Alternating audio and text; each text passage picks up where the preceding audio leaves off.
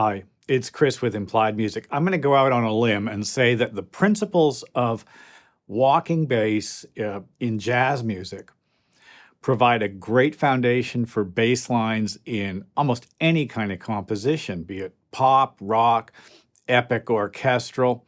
We're going to take a look at two approaches to creating great walking bass lines today.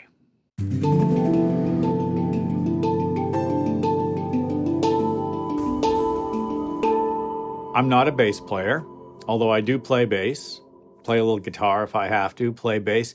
And of course, as a keyboard player, I'm often called on to anchor the chord. There's no bass player on hand. I'm playing right now in a duo with a drummer. It comes up really quite a bit.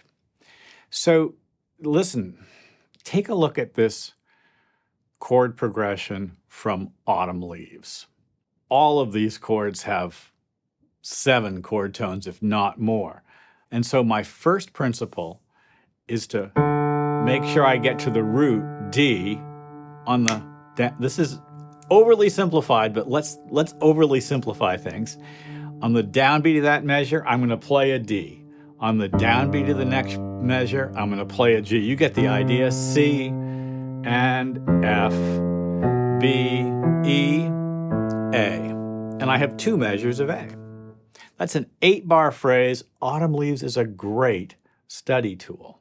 All right, but you say, fine, Chris, what if I want to play 2 notes in every measure? Well, then it's simple. The third gets added.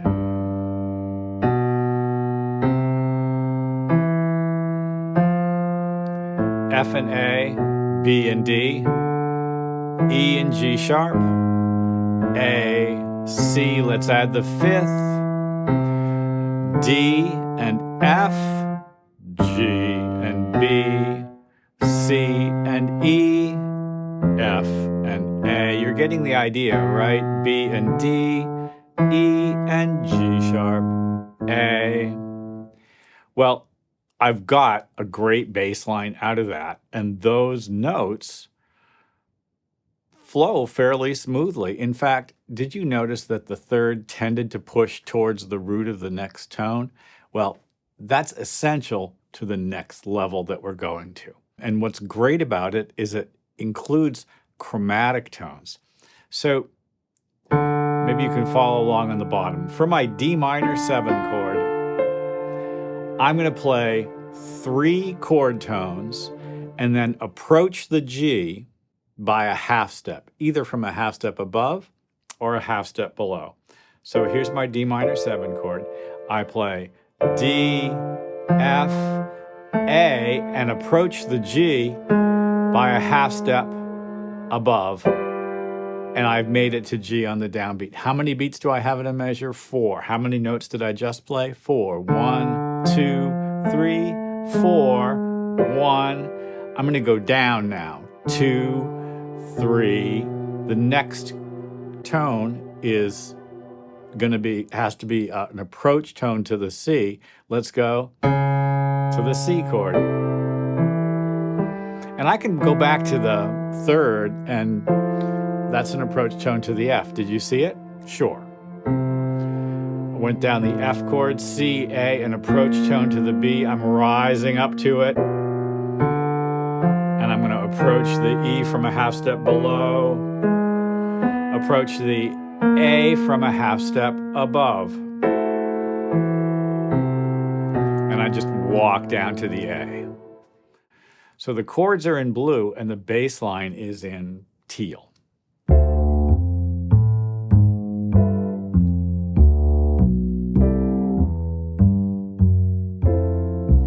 That propulsive bass kind of creates a very strong beat.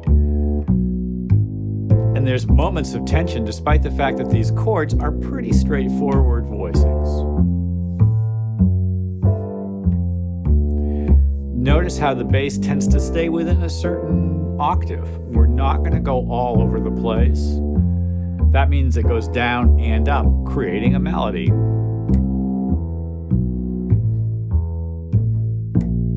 The next tone is a B, and so it ends on a B there. Well, that's my first general guideline. Let's look at my second one. So we're back looking at the chord progression, and I want you to notice these roots. D is a fourth below G. G is a fourth below C. I'm going to play a low C. C is a fourth below F.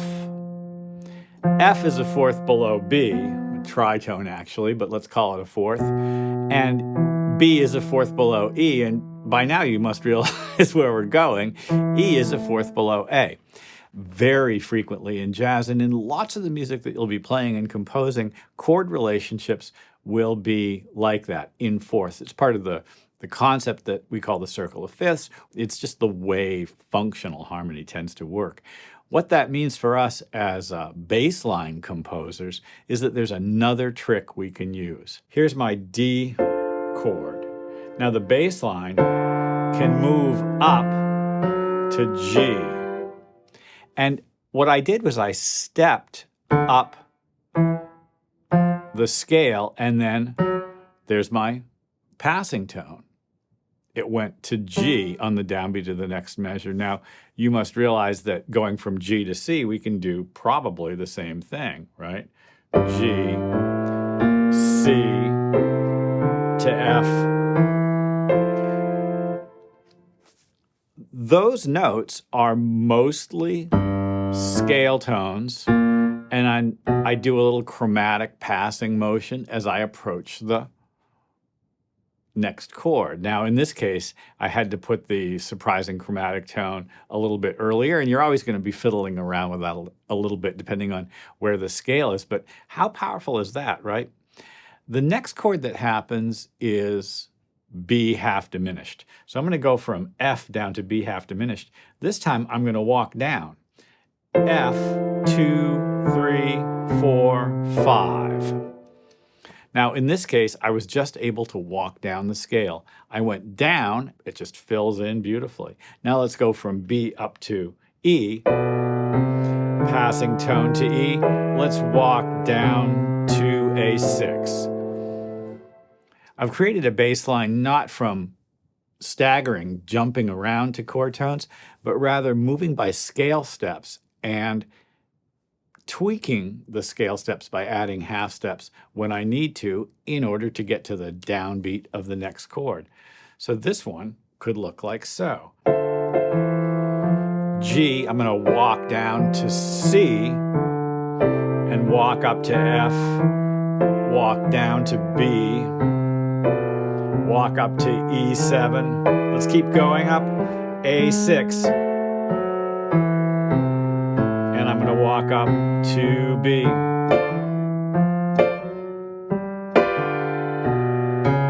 Now I'm combining.